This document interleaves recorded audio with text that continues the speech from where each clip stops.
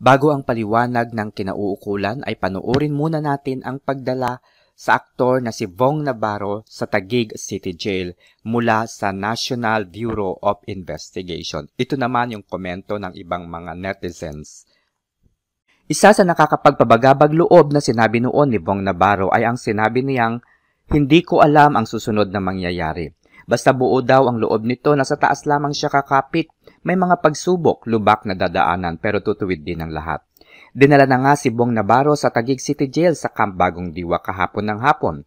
Siya ay nananatili sa NBI Detention Center mula pa noong buwan ng Setyembre.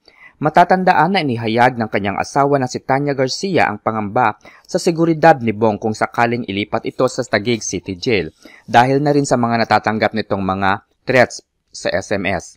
Giit naman ng RTC, text messages could not be given credence and that the Taguig City Jail is mandated to exercise great care so that human rights of the prisoners are respected and protected. Ito ang komento ng ilang mga netizen, mga kaibigan, mga katungkod. Ano na ang nangyari sa countersuit ni Vong against Cedric Lee and his group including Dennis Cornejo for illegal detention and kidnapping and serious physical injuries? It appeared Vong was the aggrieved party here.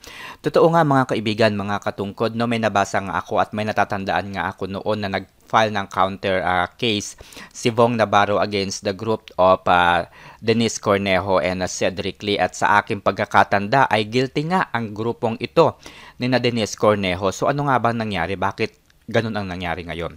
Money is everything mga trops, wala kayong magagawa, nasisilaw sa kayamanan ang lahat. So imagine nga, pera na nga ba ang labanan sa kasalukuyan? Nakakatakot naman.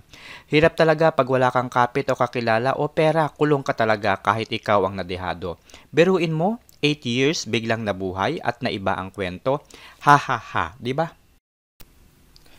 Tinanggihan nga ng Taguig Regional Trial Court ang motion ni Vong Navarro na manatili sa NBI Detention Center, kaugnay ng kasong isinampas sa kanya ng grupo ni Dennis Cornejo kasama ni Cedric Lee. Ayon naman sa NBI Security Management Section, ay dumating na sa kanilang tanggapan ang order mula sa Regional Trial Court, Branch number 69, na nag-uutos sa paglipat kay Vong Navarro mula sa NBI Detention Center patungo sa Taguig City Jail na matatagpuan sa Camp Bagong Diwa. At ito nga po ang nangyari kahapon, Lunes, ganap na ika-4 ng hapon ay dinala na si Vong Navarro sa Taguig City Jail. Matatandaan na nitong buwan ng Hulyo ay binaligtad ang mga naging desisyon, ang mga resolusyon tungkol sa kasong ito ni na Vong Navarro at ni na Dennis Cornejo. Nakapagtataka na biglang nabaligtad ang mga pangyayari. Aking matatandaan nga mga kaibigan, mga katungkod, ay guilty nga, no? Guilty nga sila Cedric Lee at ang kanyang grupo doon sa isinampas sa kanila ni Vong Navarro. Okay? Lalo na yung serious physical injuries, illegal detention, at kung ano-ano pang kaso.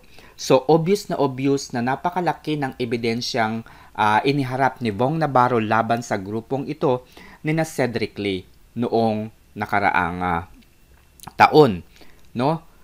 At nakapagtataka rin na binasura yung desisyon na yun at tila ba pumanig sa grupo ni na Cedric Lee.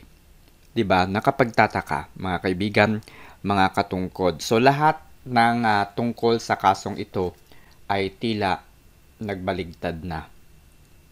So panoorin na lamang natin at maging mapangmatsyag po tayong lahat, mga kaibigan, mga katungkod, sa kung ano pa ang susunod na mangyayari.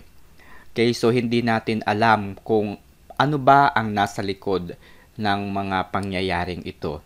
Dahil ba ang namumuno? Dahil ba ang kasalukuyang administrasyon? O ang mga nasa posisyon ngayon ba ay grupo na ng mga, sabihin natin, grupo na ni President Bongbong Marcos? Do, di ba matatandaan kasi nung panahon na yon ni President Rodrigo Roa Duterte, di ba? Against sa ABS-CBN, which is pumanig nga ang korte, no, kay Vong Navarro dahil si Bong Navarro ay ewan, hindi ko alam guys, mahirap magsalita, no? It's really hard to say about the connection of the government and the officials of the these offices, no? Mahirap pong mag-speculate kung ano po ang dahilan nila. Pero nakapagtataka lamang na biglang nabaligtad ang lahat. Gayong obvious naman na paiba-iba ng desisyon, ng paliwanag, ng mga saraysay si Denise Cornejo noon pa. 'Di ba? So, iba-iba yung kanyang paliwanag noon eh. Obvious na obvious. Hindi nagtutugma yung kanyang mga salaysay. So, bakit? 'Di ba?